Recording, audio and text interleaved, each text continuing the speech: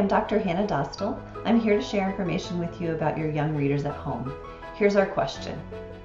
What are some examples of ways to encourage writing at home throughout the elementary years? Good question. The most important thing to remember about writing is that we all always write for a reason. And it's often an accessible way for people to communicate across time, distances, and modes, like signed and spoken languages. It gives deaf children an opening to communicate with their family, to communicate with their friends and their community, and that's an opening that should always exist. For example, they could text family members and friends, write cards or letters to friends, leave notes or directions for a neighbor. It's important to link writing to communication so that it always has some value rather than being a purely academic task.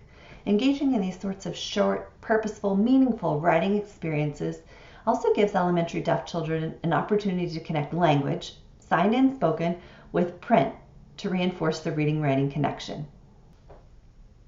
Whenever you notice a text that your child is interested in, like a comic, a sign, a card, a letter, a book, a magazine, you can encourage your child to create their own version of that type of text. Also, anytime you notice yourself picking up a pen or beginning to type, notice what you're writing, who you're writing to, why you've chosen to write at that moment. That will begin to give you an idea of all the many different possibilities for writing that happen throughout the day. Then imagine your child joining you in any of those tasks. You might ask yourself, can my child write their name on the top of the field trip form that they want me to sign? Can my child jot down the word milk on the grocery list that our family is creating? Can they indicate their choice or preference by putting a check mark or their initials next to something? If your family keeps a calendar or a schedule on the wall, you might ask yourself, can my child add their initials or their first name and list it next to certain activities they're interested in? We want them to feel like they're creating text with us, that there are co-authors of these important documents that our family uses. Your elementary deaf child can create their own versions of the writing that you do. Also, they can create writing of things that they've read and that they've really enjoyed.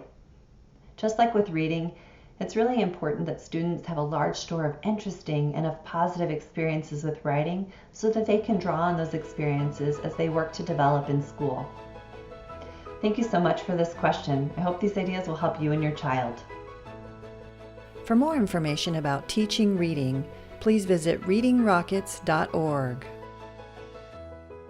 Reading SOS is produced through a partnership of the National Education Association and WETA.